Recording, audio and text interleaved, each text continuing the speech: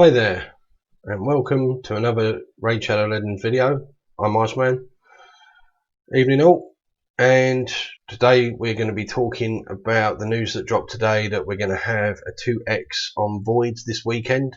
So, great time to pull your Void shards, see what you can get, try and pull those champions you really want. So, what I thought I'd do is basically just take you through a short video just to show you some of the champions I really want to get. We won't go through all the voids, but we are going to cover a few of them and just have a quick look at their abilities and what they can do. I certainly wouldn't mind Arbiter. As you can see, I don't currently have her. I'm actually very close to getting her on my main account now, but even then a second one would certainly help for 3v3 arena. Knows who she is and what she does, but we'll cover her abilities very quickly. Gaze of Justice, level 1, attacks one enemy 2 times. Each hit has a 30% chance of placing a 25% weaken debuff for 2 turns. Damage is based on attack. Enforced Humility, her A2, attacks all enemies 1 time, has a 75% chance of decreasing the duration of all enemy buffs by 1 turn. Forgive me my fumbling, I've been at work all day, been up since the wee hours of the morning, so feeling a little tired tonight, and but I thought I'd get this video out there for everybody. And then her A3 fills the turn meters of all allies by 30% and places a 50% increased attack buff on all allies for 2 turns. Heals all allies by 25% of their max HP if they have less than 50% HP. So, as we all know, brilliant champion. Everybody wants 1 or 2 or 3 or even 4. But probably 3 is good enough with 3v3. Okay.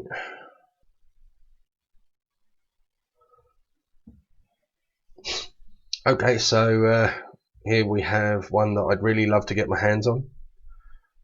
She's quite a strapping lass, very good looking, nifty outfit. I must admit, I really love the design here. She is a brilliant looking champion. As we all know, she's one of the champions that does decrease defense and weaken in one ability, and also has a HP burn. So I'd really love to add her to my staple of champions. Anyway, let's cover her quickly then. So we've got Pining, attacks one enemy 2 times. Each hit has a 50% chance of placing a 5% poison debuff for 2 turns. So obviously really great for many situations, dragons, clan boss. You know, she can be your poisoner and your decreased defense and your decreased weaken, and your weaken even. So, you know, that just makes it absolutely brilliant. Would I prefer somebody like Dracomorph? Absolutely. But we're here to talk about Void, so, and she still is absolutely amazing. I think she'd really make my team. And that's it for the... I must admit, I actually really wouldn't mind Cardinal, purely because of her revive. Redemption, her A3, revives all dead allies, heals them by 25% of their max HP, and boosts their turn meter to max. This could really help again in 3v3. I'd really love to try her out. I've never pulled her on either of any of my accounts. I've actually got 3 accounts, 2 of which I'm currently still playing, one of which I no longer really have time for with making the videos. Okay, and you all know her, you've all heard about her recently. I've even done a video talking about her in with the new champs coming out recently. So this is a champion I would absolutely love to pull. Although she's certainly not the best looking champion, and I still think she just looks kind of ridiculous for a barbarian. I do love this shield though, absolutely massive, mammoth. Not my favourite champion for the looks, but I do really like her kit, so I really would like to get hold of her and build her up, see what we could do with her. So we've got Gigantic Cudgel, attacks one enemy, has a 45% chance of placing a block cooldown skills, debuff for 1 turn. Damage is based on HP, she's a HP champion. That's great. It means you can. She's got a nice solid base HP and defense, so you can really build her tanky, and obviously you can get her HP really high, get her in a shield set or something like that, and she's going to be absolutely brilliant. I mean, you don't need to put her in a shield set, but either way, it'd be beneficial. Then we've got her A2 barrel through, attacks all enemies, places 30% decrease crit damage debuff and a 50% decrease attack debuff for 2 turns on targets who attack is higher than their defense. Places a 30% decrease speed debuff and a 60% decrease defense debuff for 2 turns on targets whose attack is equal to or lower than their defense. I absolutely love this ability. I think it's one of the best to come out in the game in a long time. The fact that it actually affects everybody who does DPS out there, dependent on what they use to do DPS. I suppose the only ones that don't really get affected by it are champions like herself who are HP based and doing their damage off of HP. It only really affects champions who are doing damage based off of attack or defense. So maybe we're going to see HP champions really coming into their own with this sort of thing going on. But we'll see how she goes. And then we've got A3. Places a 50% ally protection buff on all allies except this champion for 2 turns. Places a 25% strengthen buff on this champion for 2 turns. You can book this down to a 3-turn cooldown, which is quite nice. She's also got a passive, Golden Guard, decreases the damage all allies receive from critical hits by 30%. This champion will receive that damage instead. Be interesting to see just how much damage she takes from that and whether or not you can keep her alive, but you build her really high with that HP and get her in a good shield set and whatnot. I think she'll manage, but especially if you pair her with a decent healer or whatever. But yeah, brilliant champion. Would love to pull her.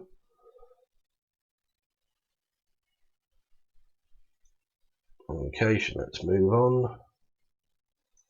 Don't think there was anybody in the Ogrin tribes I wanted to talk about. Gurga, I actually wouldn't mind. He's an interesting champion, but he's not one of my main wish list champions, but I certainly wouldn't be disappointed to pick him up. Krisk, everybody knows about Krisk. If you don't, you're fairly new to the game. We'll cover him now anyway. So we've got Krisk the Ageless in the Lizardman faction. He's A1, enter the morass, attacks all enemies, has a 30% chance of placing a 30% decreased speed debuff for 2 turns. That's a nice A1.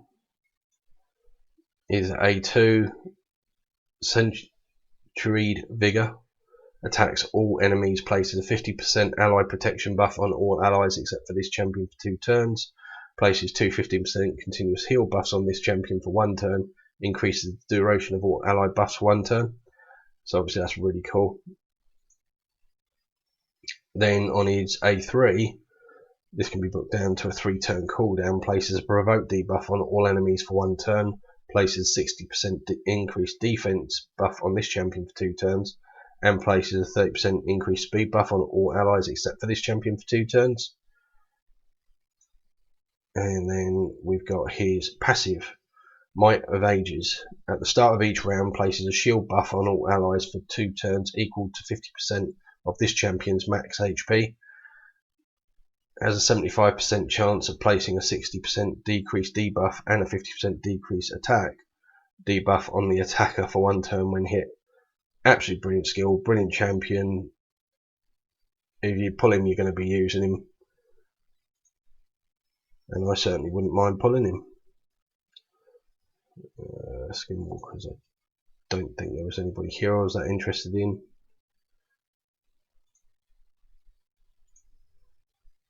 Orcs, here's one that I am interested in. So on this account, I'd really wouldn't mind another warlord, even though I've got one. I know that's greedy, but there it is. I think I'd like to build him up and use him in my 3v3 arena team. I'm finding him to be an absolutely amazing champion. I'll probably do a guide on him at some stage. He does work for me everywhere. I use him in spiders, I use him in the arena, I use him in 3v3 arena, just about everywhere. He's such a brilliant carry champion. So Here's A1, Bludgeon. Attacks one enemy, has a 25% chance of increasing the duration of all debuffs on the target by 1 turn. This makes him viable, although certainly not the best at it for clan boss. He can get this buff if you book it up. Obviously you can get this up to a 40% chance of increasing the duration of all debuffs. I found it works sometimes. It's not as reliable as, say, Septimus's increase on debuffs, and it's certainly no Vizier. But if you haven't got either of those champs and you've got him, certainly well worth having him there. He can obviously be boosting those debuffs on the clan boss, keeping those poisons up for longer, keeping those decreased defense up for longer. Absolutely brilliant champion. But even in the arena, this is still useful, keeping the debuffs on champions that you're fighting. Then is A2, Protection of the Gods. I love this ability. Places a block debuffs buff on all allies for 1 turn, then places a shield buff on all allies for equal to 30% of this champion's max HP for 2 turns. Heals all allies by 25% of their max HP. Again, this can be booked down to a 3-turn cooldown. Absolutely brilliant ability, and it's one of the reasons I love him. Then we've got his A3, Orcish Rituals. Attacks all enemies, has a 70% chance to put each target's skills on cooldown, has a 30% chance to fully deplete each target's turn meter. This can be actually booked up to 100%, and then obviously it's just an accuracy check, and it can also be brought down to a 4-turn cooldown. So absolutely amazing ability. You open up with this in the arena, put everybody's skills on cooldown. You ain't got to worry about them for at least 1 round, and then obviously if you're pairing him with other champions that do similar sorts of things, you can just keep the enemy from going with their main abilities at all. Absolutely amazing. And then if all that wasn't enough, he's got one of the best ally resist auras in the game. Increase ally resist in all battles by 80. So just a brilliant champ all around. So like I say, I really would like a second one. Now we'll stay in this area because my next champion on my wish list is actually Seer. I've recently released a guide on her. If you've not watched that video, feel free to go take a look at it. I'm sure you'll enjoy it, certainly get something out of it. I certainly enjoyed making it.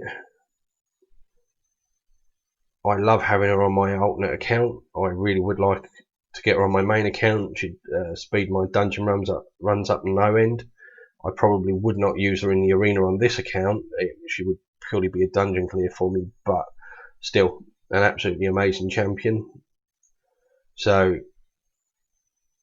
this works really well for the arena, a little less so out in the dungeons because it throws turns out, although it can at least help get you round to a main ability quicker again.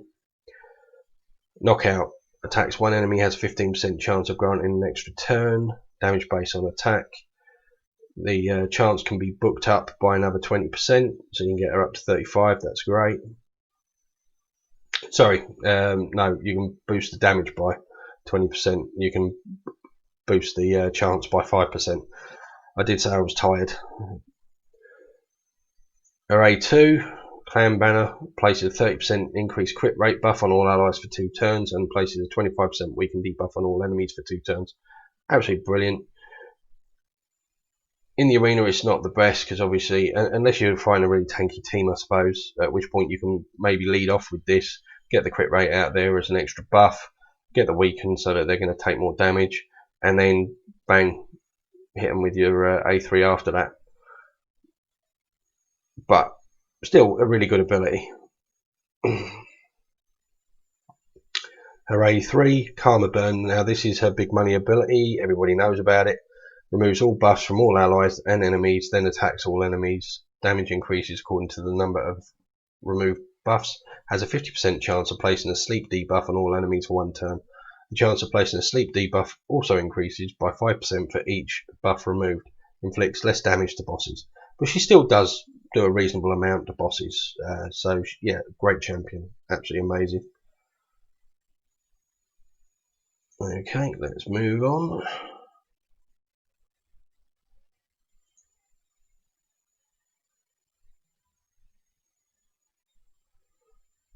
An E3 Blood Twins, another one I would like, but he's not on my main wish list.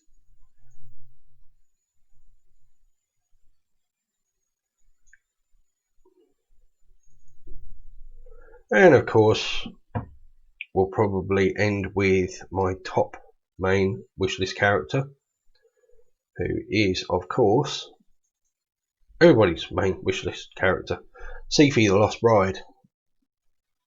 Had a slight nerf recently, but still totally busted, still totally brilliant. If you get her, you're going to absolutely love her. I don't have her yet. I would love to pull her on my account, which is why she's in my wishlist. So her A1, Curse of Longing, attacks one enemy, has an 80% chance of placing a sleep debuff for one turn if the target's turn meter is equal to or above 50%. This debuff cannot be resisted, heals all allies by 5% of their max HP if the target's turn meter is below 50%. Now that for an A1 is pretty brilliant. You know, I'm not going to lie, it's just an amazing ability and pain to go up against in the arena. A2, Whirlwind Romance, places a block debuffs buff on all allies for 2 turns, then fills the turn meters of all allies by 10% and places a 60% increased defense buff and a 30% increased speed buff on all allies for 2 turns. Absolutely amazing ability here. Can be booked down to a 4-turn cooldown. You know, there's nothing more to say about it. I mean, look at everything it puts on, it's just brilliant. Block debuffs, increased defense, increased speed, and all of that for like 2 turns. You really can't moan. A3, Love Beyond Death, revives a single ally with 55% HP and a full turn meter. Places a 50% increased attack buff and a 30% increased crit rate buff on that ally for 2 turns. So obviously, I mean, it depends on the type of champion she's reviving, but you know, brings them back, puts them up to full crit if they're not already there, and then boosts their attack to make them hit harder as well. And this can also be booked down to a 4-turn cooldown. Then we've got Eternal Bond, her passive, heals each ally by 10% of their max HP at the start of their turn, has a 40% chance of removing freeze and fear debuffs from each ally at the start of their turn, and removes all debuffs from Rotos Lost Groom at the start of their turn if they are on the same team. Again, absolutely brilliant ability. Total big money one. And then we've got the Aura, increases ally resist in all battles by 80. Again, one of the higher ones, a good resist lead, brilliant for resist teams, certainly no slouch. So there we have it, guys. Are you going to be pulling shards this weekend? I know I certainly am. Unfortunately, I've only got like 1 on my alternate account. I'm not even sure why I've got so few, but you know, I've got 25 here. Not a huge amount, but I'm not a big spender on this game. But I will be pulling all those this weekend. In fact, I will probably do a video on it. So anyway, thanks for watching. See you this weekend. Hope to see you in the next video. And if you enjoyed this video, please give it a like. Please subscribe.